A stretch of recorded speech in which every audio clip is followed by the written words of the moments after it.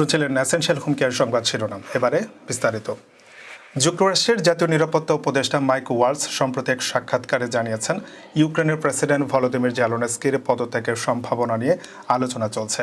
রাশিয়ার সাথে শান্তি আলোচনা শুরু করতে ইউক্রেনের নতুন একটি নেতৃত্বের প্রয়োজন। নতুন নেতৃত্ব আসলেই যুদ্ধ থামানোর জন্য কার্যকরী পদক্ষেপ নেওয়া সম্ভব হবে। যুক্তরাষ্ট্রের প্রেসিডেন্ট ডোনাল্ড ট্রাম্প ও ইউক্রেনের প্রেসিডেন্ট ভলোদিমির জেলেনস্কির মধ্যে সাম্প্রতিক বাকবিতণ্ডার পর এমন মন্তব্য সামনে এসেছে। এই দ্বন্দ্বের পর ইউক্রেনের খনিজ সম্পদ নিয়ে যুক্তরাষ্ট্রের সাথে একটি ঐতিহাসিক চুক্তি বাতিল হয়ে যায়, যা ইউক্রেনের ভবিষ্যৎ নিয়ে নতুন প্রশ্ন উঠিয়েছে।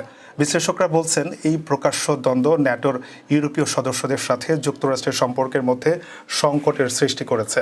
সাবেক মার্কিন প্রেসিডেন্ট জো বাইডেনের সময়ে গড়া ওয়াশিংটন কিয়েভ সম্পর্ক এখন ভেঙে পড়েছে। এদিকে মার্কিন পররাষ্ট্রমন্ত্রী মার্কো রুবিও যুদ্ধ থামানোর জন্য উভয় পক্ষকে আলোচনায় বসার আহ্বান জানিয়েছেন। তিনি বলেন, যুদ্ধ থামাতে হলে রাশিয়াকে আলোচনার টেবিলে আনতে হবে এবং তাদের প্রতি বৈরী মনোভাব না রেখে আলোচনা শুরু করতে হবে। এখন দেখার বিষয়, জেলেনস্কির পদত্যাগের পর ইউক্রেনের নেতৃত্ব কোথায় যায় এবং যুদ্ধ থামানোর জন্য নতুন উদ্যোগ কিভাবে আসে।